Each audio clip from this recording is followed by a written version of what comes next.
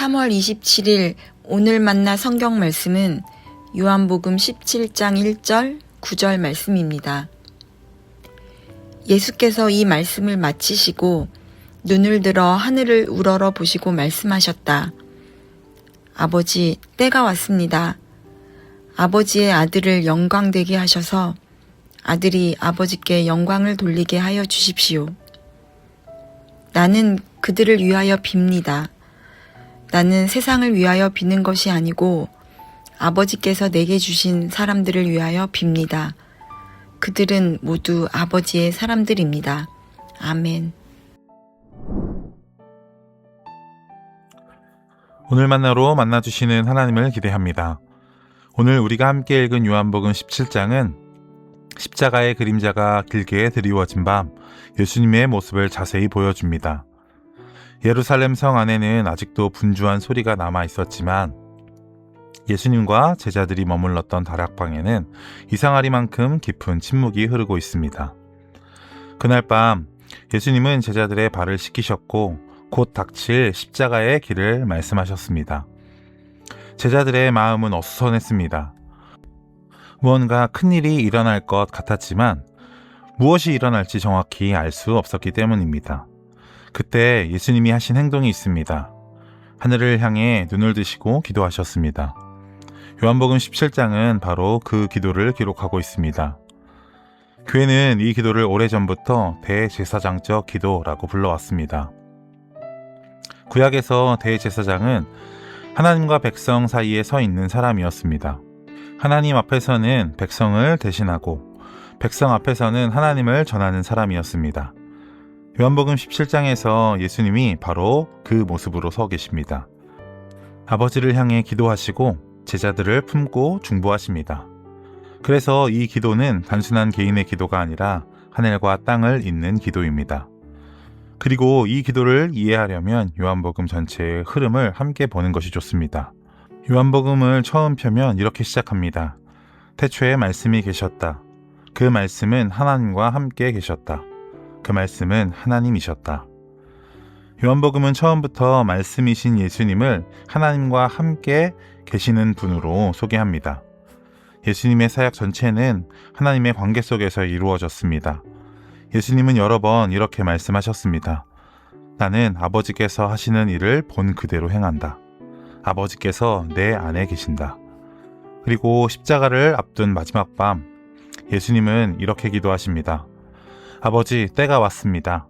아버지의 아들을 영광되게 하셔서 아들이 아버지께 영광을 돌리게 하여 주십시오. 예수님의 삶은 한 방향을 향해 있었습니다. 아버지의 삶을 드러내는 삶. 이것이 요한복음이 보여주는 예수님의 모습입니다. 예수님은 하나님을 설명한 것이 아니라 하나님을 보여주셨습니다. 예수님의 기도는 여기서 멈추지 않습니다. 하늘을 향한 기도가 이제 제자들을 향해 흐르기 시작합니다. 나는 그들을 위하여 빕니다. 이 제자들은 완전한 사람들이 아니었습니다. 오병이어의 기적을 보고도 예수님의 뜻을 알지 못했고 예수님이 십자가를 말씀하실 때도 그 의미를 깨닫지 못했습니다. 그럼에도 불구하고 예수님은 그들을 향해 이렇게 말씀하십니다. 아버지께서 내게 주신 사람들입니다. 이것이 예수님의 시선입니다. 연약함이 아니라 하나님께서 맡기신 사람으로 보는 시선입니다. 그래서 예수님은 자신의 고통을 말하기보다 제자들을 위해 기도하십니다. 사랑은 결국 기도로 나타납니다. 누군가를 깊이 사랑하는 사람은 결국 그 사람을 위해 하나님 앞에 서게 됩니다. 예수님의 기도에는 또 하나의 중요한 내용이 있습니다. 내가 아버지께 비는 것은 그들을 세상에서 데려가시는 것이 아니라 악한 자에게서 그들을 지켜주시는 것입니다. 예수님은 제자들을 세상에서 데려가 달라고 기도하지 않으십니다. 왜냐하면 제자들은 세상 속에서 살아갈 사람들이기 때문입니다. 요한복음의 중심 메시지 가운데 하나는 이것입니다. 빛이 어둠 가운데 비추되 어둠이 깨닫지 못하더라. 빛은 어둠 밖에서 빛나는 것이 아니라 어둠 속에서 빛납니다. 교회도 마찬가지입니다. 세상과 단절된 공동체가 아니라 세상 속에서 하나님의 빛을 드러내는 공동체입니다. 그래서 예수님은 제자들을 세상에서 꺼내달라고 기도하지 않고 세상 속에서 지켜달라고 기도하십니다. 요한복음 17장은 예수님의 마지막 설교가 아니라 마지막 기도입니다. 그 기도를 가만히 보면 두 방향이 보입니다. 하늘을 향한 기도, 사람을 품는 기도.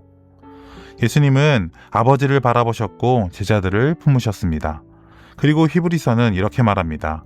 그는 늘 살아계셔서 그들을 위하여 중재의 간구를 하십니다. 지금도 예수님은 우리의 대제사장이 되어 우리를 위해 기도하고 계십니다. 그러므로 우리의 신앙도 이와 같아야 하지 않겠습니까? 하나님을 바라보는 삶, 사람을 품는 삶. 하나님을 깊이 사랑하고 사람을 위해 무릎 꿇는 삶. 오늘도 이 길 위에서 우리는 조금씩 예수님의 마음을 닮아가게 될 것입니다. 기도하겠습니다. 하나님 아버지, 십자가의 밤에도 우리를 품고 기도하셨던 주님을 기억합니다. 우리도 하늘을 바라보게 하시고 사람을 품게 하시며 사랑이 기도로 이어지는 삶을 살게 하옵소서. 그리하여 세상 속에서 빛으로 살아가게 하시고 주님의 마음을 닮아가게 하옵소서. 예수 그리스도의 이름으로 간절히 기도하옵나이다. 아멘. 이제 두 가지 기도 제목으로 함께 기도합시다.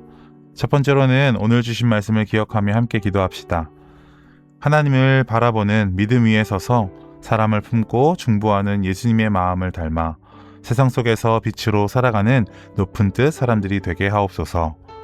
두 번째로는 교회의 다양한 소그룹들을 위해 기도합시다.